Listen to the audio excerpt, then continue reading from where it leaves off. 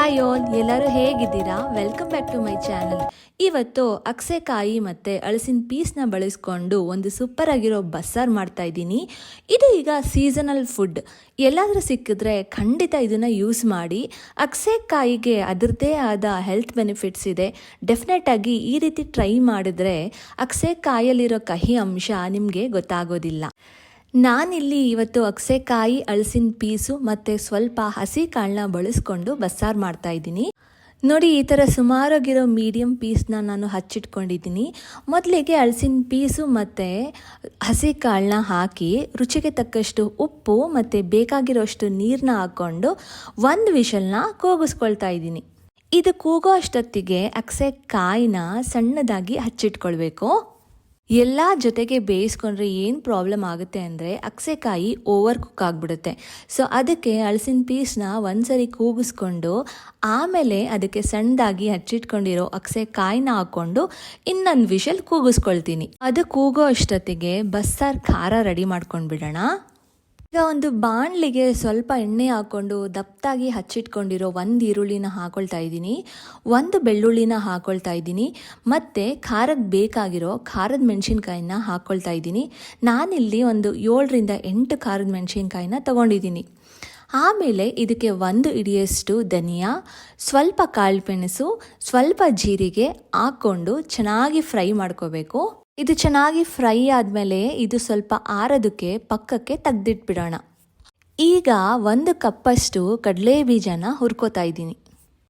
ಕಡಲೆ ಬೀಜನ ಚೆನ್ನಾಗಿ ಹುರ್ಕೊಂಡು ಅದರ ಸಿಪ್ಪೆ ತಕ್ಕೊಂಡು ಅದನ್ನು ಪೌಡರ್ ಮಾಡಿ ಇಟ್ಕೋಬೇಕು. ಈಗ ಹುರಿದಿದ್ದ ಖಾರ ಚೆನ್ನಾಗಿ ಆರ್ಕೊಂಡಿದೆ. ಈಗ ಇದಕ್ಕೆ 2 ಹಿಡಿಯಷ್ಟು ಕಾಯಿ ತುರಿ ಮತ್ತು 1 ನಿಂಬೆಹಣ್ಣು ಗಾತ್ರದ ಹುಣಸೆ ಹಣ್ಣು ಹಾಕ್ಕೊಳ್ತಾ ಇದ್ದೀನಿ.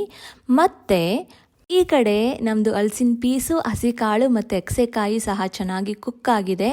ಇದರಲ್ಲಿ ನಾನು ಸ್ವಲ್ಪ ತಗೊಂಡು ಮಿಕ್ಸಿಗೆ ಹಾಕ್ಕೊಳ್ತಾ ಇದ್ದೀನಿ. ಈಗ ಬೆಂದಿರೋ ತರಕಾರಿನ ನೀರನ್ನೆಲ್ಲ ಶೋಧಿಸ್ಕೋಬೇಕು. ಈ ಥರ ನಾನು ಇದು ಡ್ರೈನ್ ಆಗೋದಕ್ಕೆ ಬಿಡ್ತಾ ಇದ್ದೀನಿ. ಮತ್ತು ಈ ಬಂದಿರೋ ಸಪ್ಪು ನೀರಿಂದನೇ ಸಹ ಈ ಖಾರನ ರುಬ್ಕೋಬೇಕು, ಬೇರೆ ನೀರನ್ನ ಉಪಯೋಗಿಸಬಾರ್ದು. ನೋಡಿ, ಖಾರ ನುಣ್ಣಗೆ ರುಬ್ಕೊಂಡಿದ್ದೀನಿ. ಈ ಬಂದಿದ್ದ ಸಪ್ಪು ನೀರಿಗೆ ಖಾರನ ಮಿಕ್ಸ್ ಮಾಡಿಕೊಂಡ್ರೆ ನಮ್ಮ ಬಸ್ಸಾರು ರೆಡಿ ಆಯಿತು.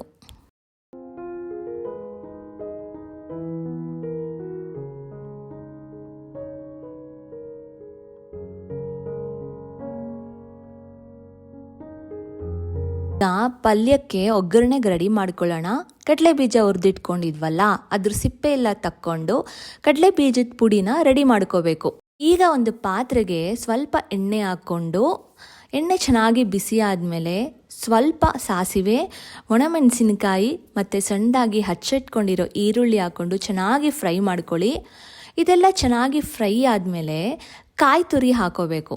ಇದೆಲ್ಲ ಚೆನ್ನಾಗಿ ಫ್ರೈ ಆದಮೇಲೆ ಬಸ್ತಾಕಿದ ತರಕಾರಿನ ಇದ್ರೊಳಗಡೆ ಹಾಕ್ಕೊಂಡು ಚೆನ್ನಾಗಿ ಮಿಕ್ಸ್ ಮಾಡಿಕೊಂಡು ಸ್ವಲ್ಪ ಬಿಸಿಯಾಗೋ ತನಕ ಫ್ರೈ ಮಾಡಬೇಕು. ಇದು ಚೆನ್ನಾಗಿ ಬಿಸಿ ಆದಮೇಲೆ ಕಡಲೆ ಬೀಜದ ಪುಡಿ ಮಾಡಿಟ್ಕೊಂಡಿದ್ವಲ್ಲ ಅದನ್ನು ಇದಕ್ಕೆ ಹಾಕ್ಬಿಟ್ಟು ಚೆನ್ನಾಗಿ ಮಿಕ್ಸ್ ಮಾಡ್ಕೋಬೇಕು. ಕಡಲೆ ಬೀಜದ ಪುಡಿ ಹಾಕ್ಕೊಂಡು ಮಿಕ್ಸ್ ಮಾಡಿಕೊಂಡ್ರೆ ಅಗಸೆಕಾಯಲ್ಲಿರೋ ಕಹಿ ಅಂಶ ತಿನ್ನೋವಾಗ ನಮಗೆ ಗೊತ್ತಾಗೋದಿಲ್ಲ, ತುಂಬ ರುಚಿಯಾಗಿ ಬರುತ್ತೆ. ಸಾಂಬಾರು ಮತ್ತು ಪಲ್ಯ ತುಂಬ ರುಚಿಯಾಗಿತ್ತು. ಡೆಫಿನೆಟಾಗಿ ನೀವು ಒಂದ್ಸರಿ ಟ್ರೈ ಮಾಡಿ. ಇದು ಮುದ್ದೆ ಜೊತೆಗೆ ಸೂಪರ್ ಕಾಂಬಿನೇಷನ್. ಮತ್ತು ಈ ತರಕಾರಿ ಸೀಸನಲ್ಲಲ್ಲಿ ಮಾತ್ರ ಸಿಗುತ್ತೆ. ಊರ ಕಡೆ ಇದ್ದರೆ ಈ ತರಕಾರಿ ತುಂಬ ಕಾಮನಾಗಿ ಸಿಗುತ್ತೆ, ಬಟ್ ಬೆಂಗಳೂರಲ್ಲಿ ಸ್ವಲ್ಪ ಅಪರೂಪನೇ ಅಂತ ಹೇಳ್ಬೋದು. ಬಟ್ ಸಿಕ್ಕಿದ್ರೆ ಡೆಫಿನೆಟಾಗಿ ನೀವು ಟ್ರೈ ಮಾಡಿ, ತುಂಬ ಚೆನ್ನಾಗಿ ಬರುತ್ತೆ.